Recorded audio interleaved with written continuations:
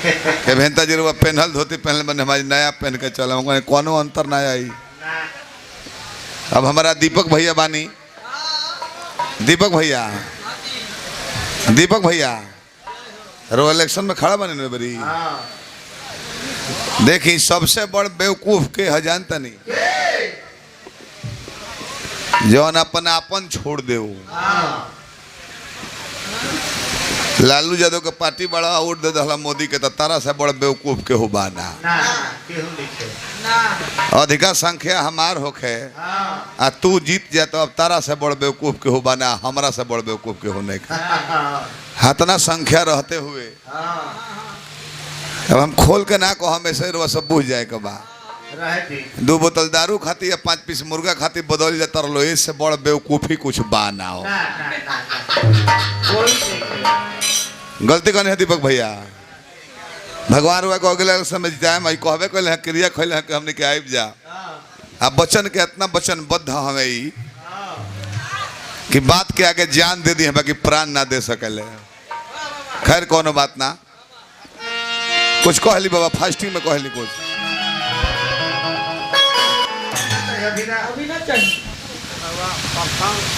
अरे राम राम रुआ हे मूड में प्रसंग के फरमाइश करनी अभी ली पैसा खाते बगली में हटल बनू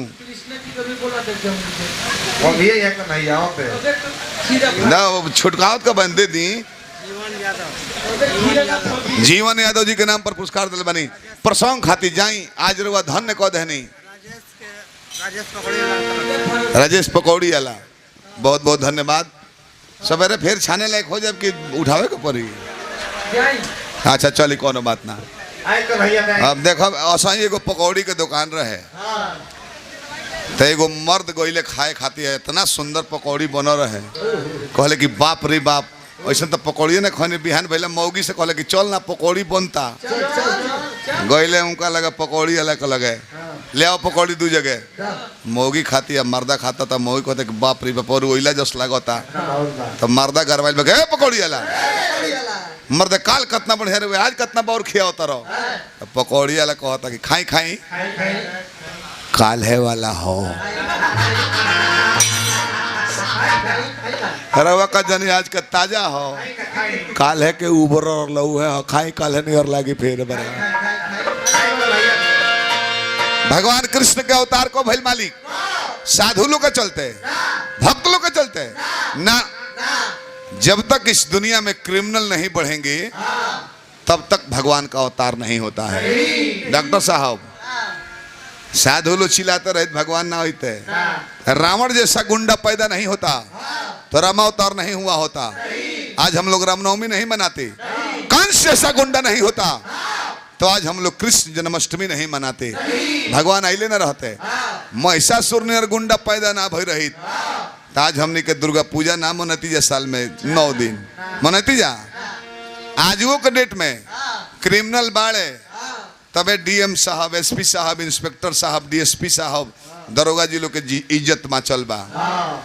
काल कुली क्रिमिनल लोग अगर जाके सरेंडर बोल दो नीतीश कुमार के लगे तो परसों नीतीश कुमार अनाउंस कर दी है कृपया एसपी डीएसपी डीएम दरोगा बिना कहे रिटायर हो जाए और पेंशन का टेंशन नहीं लेना।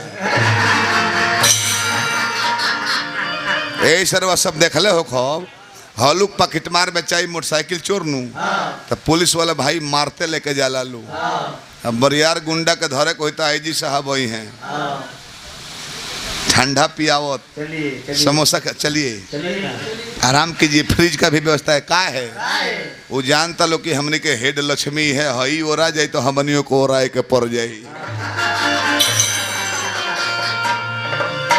सारी जगत में हाला बाकी कंस जैसा अत्याचारी की होइए नहीं खे भवंडल मचल बा पूरा दुनिया में कि भइल बा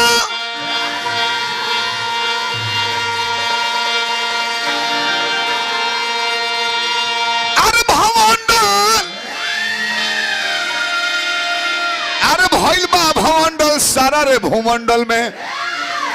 देखो अपनो लिखल कुछ प्रसंग गावल जाला अपना लिखल खाली लयदारी ना गावल जाला ये अपन लिखल हो कि मैं ठेकहू ना दिले हो लयदारी तो सभे अपन अपन गावता अजीतो गावता रे हमू गाइले।